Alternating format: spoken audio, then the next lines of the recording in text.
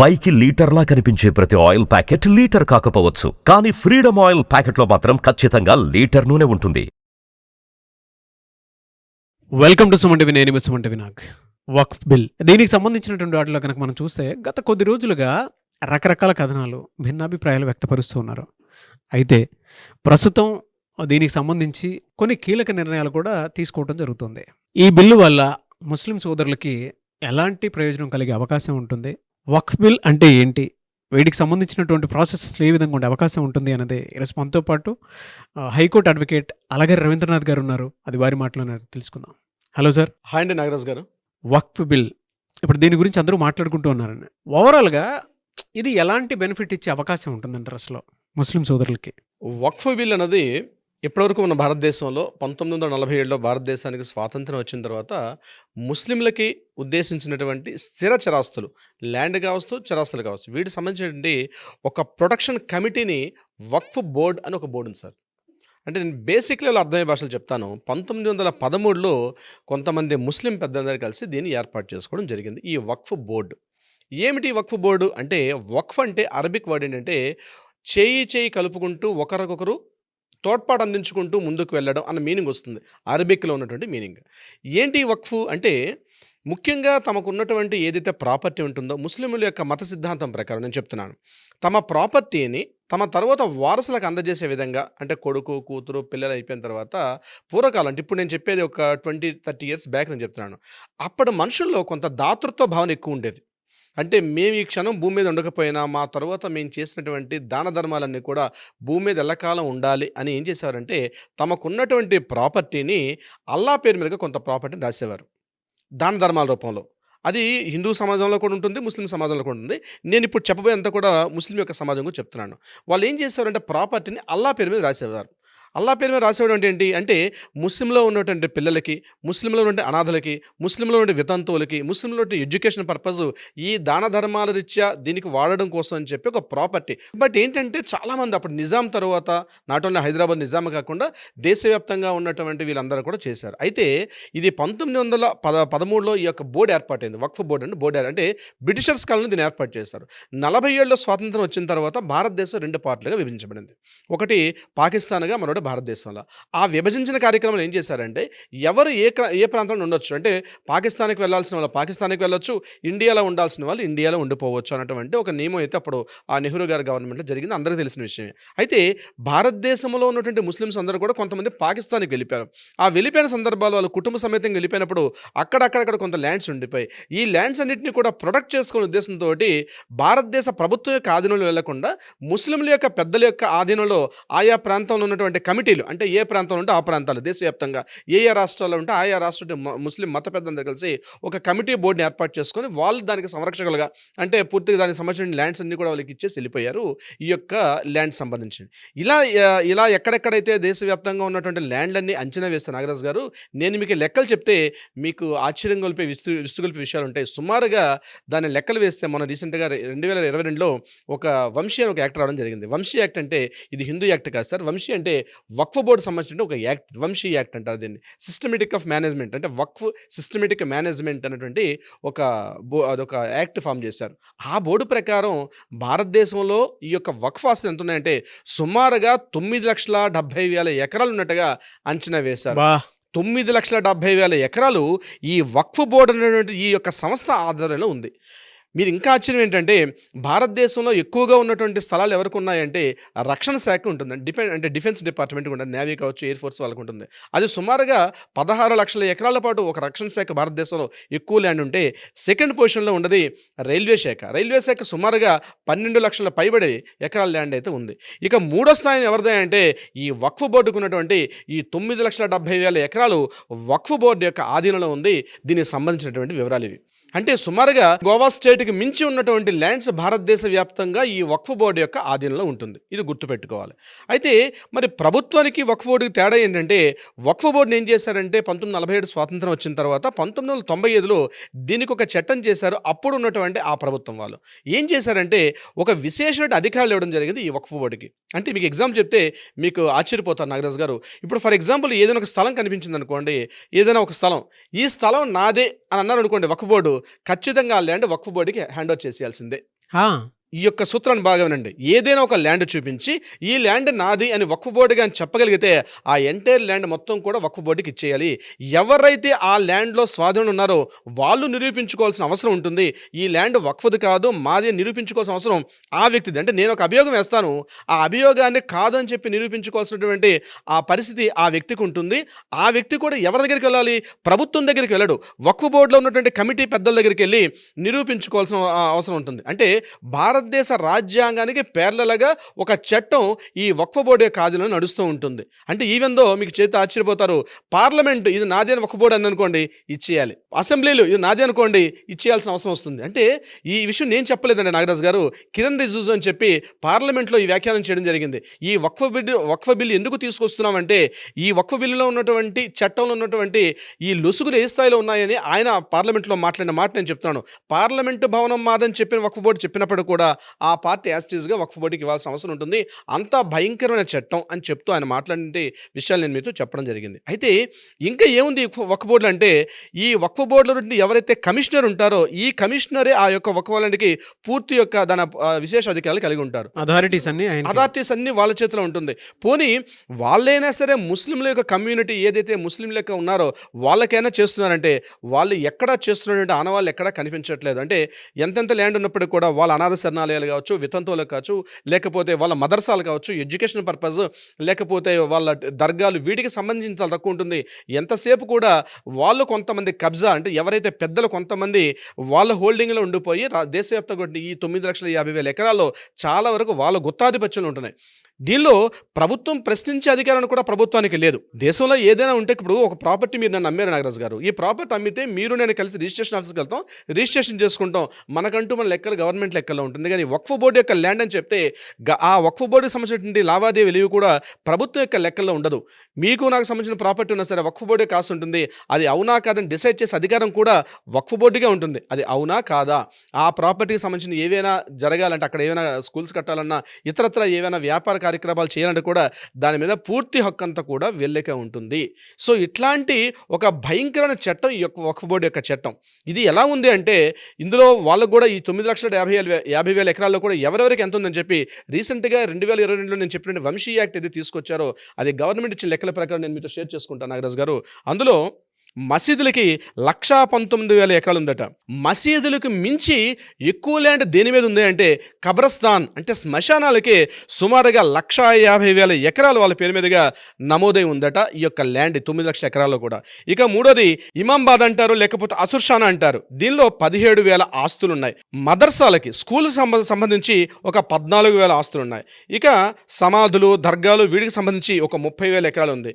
ఇక వ్యాపార లావాదేవీలు ఒక 92,000 ఎకరాలు, వ్యవసాయ నిమిత్తం 1,400 ఎకరాల్లో మాత్రమే వ్యవసాయ సంబంధించినటువంటి లావాదేవీలు ఉన్నాయి. అంటే ఇదంతా కూడా లెక్కలు వేసిన తర్వాత తెలిసినటువంటి లెక్కలు, అధికారికంగా పార్లమెంట్లో అమిత్ షా గారు ప్రవేశపెట్టిన లెక్కలు నేను మీకు ఇప్పుడు షేర్ చేసుకున్నాను. అంటే వక్ఫ్ యొక్క ఆస్తులు ఈ 9,50,000 ఎకరాలు ఎక్కడ ఉందో దీని మీద వక్ఫ్ బోర్డులో వాళ్ళే పెద్దలు. అంటే మొదట్లో ఏం చేశారంటే దీని మీద ఈ వక్ఫ్ ఆస్తుల మీద ఆ లోకల్గా ఉన్నటువంటి ఇమాములు, ఆ పెద్దల అధికారులు ఉంటారు. ఇక రాజకీయ వ్యవస్థలు అందులో ఎంటర్ అయ్యి వాళ్ళు పూర్తిగా గుత్తాధిపత్యాన్ని ఏర్పాటు చేసి దీని మీద ప్రభుత్వానికి ఎటువంటి అజమాయిషీ లేదు. అంతేకాకుండా ఒకవేళ ముస్లిం వ్యక్తులు ఎవరైనా సరే దాని మీద క్లెయిమ్ చేసుకునే అధికారం కూడా వాళ్ళకి లేకుండా చేశారు వాళ్ళు. అంటే వాళ్ళు గుత్తాధిపత్యం అంటే ఒక పేర్లల్ గవర్నమెంట్ మెయింటైన్ చేయడం అనమాట. వక్ఫ్ బోర్డు ఆస్తి అంటే ఇట్స్ ఎ పేర్లల్ గవర్నమెంట్, ఒక పేర్లల్ రెవెన్యూ డిపార్ట్మెంట్ మొత్తం కూడా వాళ్ళు మెయింటైన్ చేసుకున్నది ఈ వక్ఫ్ బోర్డు యొక్క ఆస్తి. ఈ వక్ఫ్ బోర్డు సంబంధించి ప్రధానంగా ఒక 7 సవరణలు అయితే చేయడం జరిగింది. అది చాలా ఇంపార్టెంట్ సవరణలు. ఆ 7 సవరణలు కూడా నేను మీతో షేర్ చేసుకుంటాను నాగరాజు గారు. డెఫినెట్గా. ముందుగా ఈ వక్ఫ్ బోర్డ్ అని ఏదైతే వర్డ్ ఉందో ఈ యొక్క నేమ్ మార్చడం జరిగింది. దాన్ని ఏం చేశారంటే United Waqf management and empowerment efficiency and development act 2025 అని టోటల్గా ఈ ఇంతకుముందు వక్ఫ్ అన్నటువంటి ఏదైతే వర్డ్ ఉందో దాన్ని ఇంత ఫుల్ లెంగ్త్గా మార్చడం కూడా జరిగింది. ఇది ఫస్ట్ సవరణ. రెండో సవరణ ఏంటంటే ఇంతకుముందు వక్ఫ్కి ల్యాండ్ రాసి ఇవ్వాలంటే ఎవరైనా రాసి ఇచ్చేసేవారు. అలా కాకుండా ఇప్పుడు ఏంటంటే అట్లీస్ట్ 5 years పాటు ఇస్లాం మతం యొక్క సిద్ధాంతాలని పూర్తిగా ఆచరిస్తున్న వ్యక్తి, మాత్రమే రాసివ్వడానికి అధికారం ఉంటుంది. అతను 5 సంవత్సరాల పాటు ముస్లిం యొక్క మత సిద్ధాంతాల్లో ఖురాన్ని ఆచరించిన విషయాలు ఆయన పూర్తిగా ఫాలో అయిన వ్యక్తి మాత్రమే ఈ యొక్క వక్ఫ్కి ఆస్తి రాసివ్వడానికి అర్హత కలిగి ఉంటాడు. ఇది చాలా ఇంపార్టెంట్. అది కూడా అతని యొక్క సెల్ఫ్ ల్యాండ్ అయి ఉండాలి. అంటే అతను సెల్ఫ్ ఎక్వైర్ చేసిన ప్రాపర్టీ అయి ఉండండి. అది వారసత్వంగా సంక్రమిస్తున్న ప్రాపర్టీ కాకుండా అతని సెల్ఫ్ ఎక్వైర్డ్ ప్రాపర్టీ మాత్రమే ఇచ్చే అవకాశం ఉంటుంది. ఇంతకుముందు ఏం జరిగేదంటే ఒక వ్యక్తి ఫ్యామిలీ వాళ్ళ కొడుకులకి ప్రాపర్టీ ఇచ్చిన తర్వాత అమ్మాయిలకి పెళ్లి చేసి పంపించిన తర్వాత ఆ ప్రాపర్టీ అమ్మాయిలకు ఉండేది కాదు. కానీ ఏదైతే రీసెంట్గా మనకు వచ్చే హిందూ సెక్షన్ యాక్ట్ వారసత్వ హక్కు చట్టాలు ఉన్నాయో అదే మాదిరిగా ఆడపిల్లలకు కూడా అందులో ఆస్తి హక్కు ఎలా అయితే ఉందో ఆడపిల్లలకు కూడా ఆస్తి హక్కు ఇచ్చిన తర్వాత మిగిలిన ల్యాండ్ మాత్రమే వక్ఫ్కి చెందేటట్టుగా ఈ యొక్క సవరణ అయితే చేయడం జరిగింది. ఇది రెండో ప్రధానమైనది. ఇక మూడోది ఏంటంటే వక్ఫ్ హలాల్ ఔలత్ అంటారు. అంటే ఏంటంటే వారసులు చూసుకుండేవారు. అంటే ఈ యొక్క వక్ఫ్ ల్యాండ్ ఇంతకుముందు ల్యాండ్ ఇచ్చేటప్పుడు 2 రకాలుగా ఉండేది. అంటే ఏంటంటే ఈ యొక్క ప్రాపర్టీని ఆ ప్రాపర్టీ వక్ఫ్కి ఇచ్చేవారు. ఇచ్చిన తర్వాత వాళ్ళకి సంబంధించిన వారసులు దాన్ని మెయింటైన్ చేయడం ఒక పార్ట్ ఉండేది. వారసులు లేకుండా పూర్తిగా వక్ఫ్ బోర్డే సంబంధించి ఉండేది. ఈ ఎవరైతే వారసులు చూసుకుంటారో దాన్ని వక్ఫ్ హలాల్ ఔలత్ అంటారు. దాన్ని ఏదైతే ఈ ప్రాపర్టీని కూడా ఇచ్చేటప్పుడు ఎవరు పడితే వాళ్ళు ఇవ్వడం కానీ దీనికి ఇవ్వడం కాకుండా దీనికంటే ఒక వ్యవస్థ, దానికి ఒక సిస్టమేటిక్ ఒక ఫార్మేట్ అనేది అది దగ్గరలో ఉన్నటువంటి ఇంక నేను నెక్స్ట్ చెప్పబోయే సవరణ దీనికి అనుగుణంగా ఉంటుంది. సో ఇచ్చేటప్పుడు ఒక విశేష అధికారులు ఇచ్చేటప్పుడు వక్ఫ్ ఇచ్చేటప్పుడు కూడా డైరెక్ట్గా ఇచ్చేయడం లేకపోతే వారసుల్ని దానికి ఒక నామినీగా పెట్టడం కాకుండా అక్కడ కలెక్టర్ని ఇన్వాల్వ్ చేయడం జరిగింది. అంటే కలెక్టర్ దృష్టిలో తీసుకెళ్ళి కలెక్టర్కి పూర్తిగా విశేష అధికారులు వచ్చి కలెక్టర్ యాక్సెప్టెన్స్ ఇస్తే అప్పుడు మాత్రమే ఈ వక్ఫ్ ల్యాండ్కి ఇవ్వడం జరిగింది. ఇంతకుముందు కలెక్టర్కి ఎటువంటి అధికారాలు కూడా ఉండేది కాదు నాగరాజు గారు.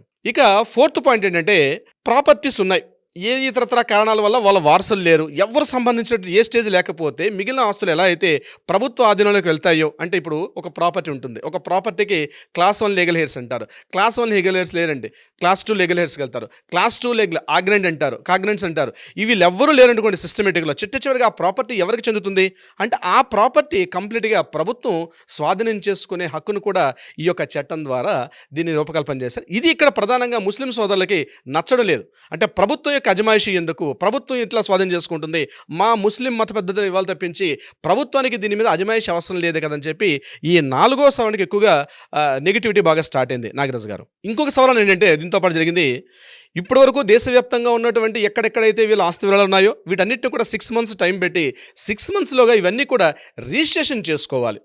అంటే వక్ఫ్ బోర్డ్ అయినా లేకపోతే దానికి ఎవరైతే ఒక అధికారంగా కలిగి ఉన్నటువంటి వక్ఫ్ ఎవరైతే అథారిటీ డివిజన్ ఎవరైతే ఉంటారో వాళ్ళు ఇమీడియట్గా గవర్నమెంట్ రిజిస్ట్రేషన్స్కి వచ్చి ఒక రిజిస్ట్రేషన్ అథారిటీ డిపార్ట్మెంట్ ఏదైతే మనకి ఇప్పుడు రిజిస్ట్రేషన్స్ యాక్ట్ ఎలా ఉందో ఆ యాక్ట్ ప్రకారం ఎవరి ప్రాపర్టీ కొట్టుకుని ఇది వక్ఫ్ ల్యాండా కాదా అది రిజిస్ట్రేషన్ చేసేయమని చెప్పారు. టోటల్గా రిజిస్ట్రేషన్ డిపార్ట్మెంటే కొనుగోలు అమ్మకాలు ఇవన్నీ కూడా ఎట్లయితే మనకి ట్రాన్స్పరెంట్గా ఈసీ అని ఎట్లయితే కనిపిస్తాయో ఈరోజు భారతదేశ వ్యాప్తంగా ఉన్నటువంటి ఏదైతే టోటల్ ల్యాండ్స్ అన్నీ కూడా రిజిస్ట్రేషన్ డిపార్ట్మెంట్లో ఇంక్లూడింగ్ సర్వే నెంబర్స్ అన్నీ కూడా కల్పిస్తూ ఏదైతే వక్ఫ్ రిలేటెడ్ ల్యాండ్ ఉంటే ఆ వక్ఫ్ రిలేటెడ్ ల్యాండ్గా కనిపించాలి. ఇప్పుడు ఫర్ ఎగ్జాంపుల్ ఎండోమెంట్ ల్యాండ్స్ ఉంటాయి, దేవాదాయ ధర్మాదాయ శాఖ ల్యాండ్స్ ఉంటాయి. అవి ఎప్పుడైతే స్ట్రీమ్ లైన్ చేసుకున్నారో భారతదేశంలో చాలా చోట్ల 90% ఆఫ్ ఎండోమెంట్ ల్యాండ్స్ ఎక్కడైతే ఉంటాయో రిజిస్ట్రేషన్ డిపార్ట్మెంట్లో కనిపిస్తాయి. అదేవిధంగా వక్ఫ్కు సంబంధించిన ల్యాండ్స్ ఎక్కడ కూడా ఇప్పటివరకు ఎక్కడ కూడా ఈవెన్ ఒక స్క్వేర్ యార్డ్ కూడా మీకు ఎక్కడ గవర్నమెంట్ రికార్డ్స్లో కనిపించదు. కానీ ఈ సవరణ చేయడం ద్వారా ఏం తెలిసిందంటే టోటల్ ల్యాండ్ ఎంతైతే ఉందో దేశవ్యాప్తంగా ఏ ఊర్లో ఏ గ్రామంలో ఎట్లా ఎంత ఉందో టోటల్ ల్యాండ్ కూడా వక్ఫ్కు సంబంధించినటువంటి ఒక సిస్టమ్ కనిపించమని చెప్పి నమోదు చేయమని గవర్నమెంట్ ఒక సవరణ తీసుకొచ్చారు. ఇందులో ఇంకొక ప్రధానమైన విషయం ఏంటంటే దీనికి సంబంధించి వక్ఫ్ బోర్డులో ఇంతకుముందు స్త్రీలకు ప్రవేశం ఉండేది కాదు, ఇంక్లూడింగ్ ముస్లిమ్స్ అయినా సరే. కానీ బాడీ మెంబర్ ఆఫ్ బోర్డు ఉందో ఆ బాడీలో స్త్రీలకు కూడా ప్రవేశం చేశారు. ఇంకొక ఇంపార్టెంట్ పాయింట్ అంటే ఒక్క స్త్రీలకే కాకుండా నాన్ ముస్లిమ్స్ కూడా ఆ బోర్డులో మెంబర్షిప్ ఇవ్వాలి అట్లీస్ట్ అని చెప్పి ఒక సవరణ తీసుకొచ్చారు. ఎందుకు సవరణ తీసుకొచ్చారంటే వీళ్ళ 1995లో యాక్ట్ ఉంది. ఆ యాక్ట్ ప్రకారం ఏంటంటే ఏ ప్రాపర్టీ అని చూపించి ఇది సంబంధించిన వక్ఫ్ ల్యాండ్ అంటే ఇమీడియట్గా ఎట్లయితే ఆ ల్యాండ్ని తీసుకొచ్చి వక్ఫ్లో ఎట్లా కలుపుకుంటారో ఇక్కడ నాన్ ముస్లిమ్స్ ఇందులో ఉండేటప్పుడు కూడా అది క్రిస్టియన్స్ కావచ్చు, హిందూస్ కావచ్చు, ఇతరత్ర జైన్స్, బుద్ధిస్టులు ఎవరైనా సరే ఇక్కడ ఈ నాన్ ముస్లిమ్స్ ఇక్కడ ఎంట్రీ ఇచ్చేటప్పుడు నిజాలు అనేది కేవలం ముస్లిమ్స్ మత పద్ధతులు ఉండేటప్పుడు ఏమైందంటే అది టోటల్గా మాదే ల్యాండ్ అని చెప్పి ఒక ఇనానిమస్గా తీసుకునే అవకాశం ఉంటుంది. ఎప్పుడైతే నాన్ ముస్లిమ్స్ కూడా ఆ యొక్క బోర్డులో మెంబర్స్ ఉండగలిగితే ఇది నాన్ ముస్లిమ్స్ కూడా ఉండేటప్పుడు ఏమైందంటే ఒక ట్రాన్స్పరెన్సీ ఉండే అవకాశం ఉంటుంది. ఆ ఉద్దేశంతో ఇద్దరు నాన్ ముస్లిమ్స్ని కూడా ఆ బోర్డు మెంబర్షిప్లు ఉండేటట్టుగా ఒక సవరణ తీసుకొచ్చారు. మరొక ఇంపార్టెంట్ పాయింట్ ఏంటంటే అత్యంత ప్రధానమైనది కీలకమైనటువంటి సవరణ దీని మీద దేశవ్యాప్తంగా ఏదైతే మన ముస్లిం సోదరులు 2 పాయింట్స్ మీద నేను చెప్పానో, ఇందాక ఒక పాయింట్ చెప్పాను, ఇప్పుడు సెకండ్ పాయింట్ ఏంటంటే ఈ వక్ఫ్ బోర్డు మొత్తానికి కూడా కమిషనర్ ఒక్కడికే పూర్తి అధికారాలు కాకుండా డిస్ట్రిక్ట్ కలెక్టర్ గారికి కూడా అధికారులు ఇవ్వడం జరిగింది. అంటే commissioner is not only total final authority కాదు, కలెక్టర్కి కూడా విశేష అధికారులు ఇవ్వడం జరిగింది. అంటే అది దాని గురించి ఆ యొక్క ప్రాపర్టీ దీనికి సంబంధించిందా కాదా ఈ వివరాలన్నీ తెలియాలంటే కలెక్టర్ గారికి దీన్ని పూర్తిగా, అంటే ఎవరైనా ఒక పలానా ప్రాపర్టీ ఇది వక్ఫ్ ల్యాండ్ అనుకునేటప్పుడు మన కలెక్టర్ గారికి కూడా ఒక ఇంటిమేట్ చేసి దీని మీద నిజార్దన కమిటీ కానీ లేకపోతే నిజాలు తెలుసుకోవడం కోసం చెప్పి కలెక్టర్ గారిని కూడా అప్రోచ్ అవకాశం అనేది ఈ యొక్క సవరణ బిల్ ద్వారా ఏర్పడింది. ఇంతకుముందు కలెక్టర్కి అసలు రైట్స్ కూడా లేవు. రెవెన్యూ డిపార్ట్మెంట్కి డిస్ట్రిక్ట్ ఫస్ట్ క్లాస్ మ్యాజిస్ట్రేట్ అయినప్పటికీ కూడా దాని మీద పూర్తి అధికారులు ఏవి కూడా కలెక్టర్ గారికి ఒక 1 పాయింట్ కూడా ఇక్కడ లేదు వక్ఫ్ బోర్డు మీద. కానీ ఈ సవరణలో ఏం జరిగిందంటే కలెక్టర్ గారికి విశేష అధికారులు కూడా ఇవ్వడం జరిగింది దీనికి సంబంధించి. ఇది కాకుండా ప్రధానంగా ఇదంటే ఎందుకు ఈ యొక్క ఇనిషియేటివ్గా తీసుకున్నారంటే ఒక కారణం ఏంటంటే ఇన్ని సవరణలు ఇప్పుడు నేను చెప్పినటువంటి ఈ 7 సవరణలు ఎందుకు తీసుకొచ్చారంటే తమిళనాడులో ఒక గ్రామంలో సుమారుగా 30,000 ఎకరాలు ఉంటే వక్ఫ్ బోర్డు సంస్థ ఏం చేసిందంటే ఈ ప్రాపర్టీ మొత్తం మాదే అని చెప్పి ఎంటైర్ ఆ గ్రామానికి సంబంధించిన గ్రామాన్ని మొత్తం కూడా వక్ఫ్ బోర్డులో కలిపేసుకున్నారు. ఇది ఒక 4 years బ్యాక్ జరిగిన సంఘటన ఇది. దాని మీద ఇప్పటికి కూడా సుప్రీంకోర్టు వరకు వాదోపవాదాలు జరుగుతున్నాయి. బట్ ఈ యాక్ట్ ఎప్పుడైతే కఠినంగా ఉందో కోర్టులు కూడా ఈ యాక్ట్ని ఇంపోజ్ చేసే పనిలో ఉంటే తప్పించి యాక్ట్కి అంటే పార్లమెంట్లో కానీ అసెంబ్లీలో చేసిన చట్టాలకు వ్యతిరేకంగా తీర్పులు ఇచ్చే అవకాశం సుప్రీంకోర్టు కూడా లేదు. కొన్ని సందర్భాల్లో జడ్జిమెంట్స్ ఇస్తాయి కానీ తీర్పులు మాత్రం ఇచ్చేటప్పుడు యాక్ట్కి అనుకూలంగా ఇవ్వాల్సి వస్తుంది. కానీ ఈరోజు తమిళనాడులో ఆ గ్రామం మొత్తం కూడా వక్ఫ్ బోర్డులో కలిసిపోవడం వల్ల ఇటువంటి రాబోయే రోజుల్లో మిగిలిన చోట్ల జరిగే అవకాశం ఉంటుందని చెప్పి ఒక పారదర్శకత, ఒక ట్రాన్స్పరెన్సీ అన్ని చోట్ల ఉండాలి. ముఖ్యంగా ఈ భూముల విషయంలో ముస్లింలు ఈ రోజు కూడా దేశవ్యాప్తంగా ఉన్న చూసినట్లయితే ఇప్పటికి కూడా అణగారిన వర్గాలు ఎంత దారుణంగా ఈరోజు వాళ్ళకి వితంతువులు కావచ్చు, ఫుడ్, ఎడ్యుకేషన్ విషయంలో చాలా అణగారు ఉన్నారు. కాబట్టి వాళ్ళు కూడా ఒక స్టేటస్ తీసుకొచ్చే ఉద్దేశంతో ఈరోజు భారత ప్రభుత్వం ఈ చట్టాన్ని మేము తీసుకొస్తున్నామని చెప్పి చెప్పడం జరిగింది. అయితే ఇంకొక ఇంపార్టెంట్ పాయింట్ నాగరాజు గారు, ముఖ్యంగా మనం ట్రైబల్ ఏరియాస్కి వెళ్ళాం అనుకోండి, గిరిజనులకు ప్రత్యేక విశేష అధికారులు అంటే ట్రైబల్ యాక్ట్స్ ఉంటాయి. కానీ ఎంత దారుణం అంటే ఈవెన్ దో ట్రైబల్ ల్యాండ్స్ని కూడా, అంటే గిరిజనుల హక్కులు ఏదైతే కొండ ప్రాంతాలు ట్రైబల్స్కి ఉన్న హక్కులు కూడా ఈవెన్ ట్రైబల్ యాక్ట్కి వ్యతిరేకంగా కూడా ఈవెన్ వక్ఫ్ బోర్డు పొరపాటున ఆ ట్రైబల్ ల్యాండ్ మాదంటే కూడా గిరిజనులకు ఉన్నటువంటి ఆ హక్కులు కూడా కలరాసినటువంటి చట్టం ఈ వక్ఫ్ బోర్డు యొక్క చట్టం ఇది. అంటే ఇప్పటివరకు గిరిజనులు అంటే ఆ గిరిపుత్రులు కాబట్టి వాళ్ళకు ఒక హక్కులు ఉంటాయి ప్రత్యేకంగా. ఎందుకంటే అక్కడ వేరే వాళ్ళ పర్చేజింగ్ కానీ కొండ అమ్మడం కుదరదు, దానికి సంబంధించి ఒక రక్షణ చట్టం ఉంది. కానీ గిరిజన చట్టాలు అంటే గిరిజన యొక్క ల్యాండ్స్ విషయంలో కూడా వాళ్ళ ల్యాండ్స్లో కూడా ఎంటర్ అయిపోయే హక్కు ఈ యొక్క చట్టాన్ని కల్పించడం జరిగింది, ఈ యొక్క వక్ఫ్ బోర్డు చట్టం. అందుకే దాన్ని కూడా సవరణ చేశారు. ఇకపోతే షియా ముస్లిమ్స్ అని, సున్నీ ముస్లిమ్స్ అని ఈ తెగలు ఏవైతే ఉన్నాయో వీటికి సంబంధించి కూడా చాలా వివరాలు ఉంటాయి. వాటిని మరొక వీడియోలో మనం డీటెయిల్గా తెలుసుకుందాం. నాగరాజ్ గారు, ఈ యాక్ట్ మొత్తం మీరు వినుంటారు కదా, మీ ఒపీనియన్ షేర్ చేయండి. ఎందుకంటే భారతదేశం అంటే వసుదైన కుటుంబం అని చెప్పేసి మాట్లాడుకుంటూ ఉంటాము. అలాంటి దేశం మంది కొంతమందికి వన్ సైడ్గా కూడా కనిపించేటువంటి అవకాశాలు ఉంటాయి. కాబట్టి మీ అభిప్రాయం ఏదున్నా సరే కింద కామెంట్ బాక్స్లో పోస్ట్ చేయండి. ఫర్దర్గా వీటికి సంబంధించినటువంటి వాటిల్లో కొన్ని వీడియోస్ క్లారిటీగా మాట్లాడుకుంటూ కూడా చేసుకోవడానికి అవకాశం ఉంటుంది. ఎనీవేస్ థ్యాంక్ యూ అండి. Thank you so much Ravindranath garu. Thank you so much Nagaraj గారు.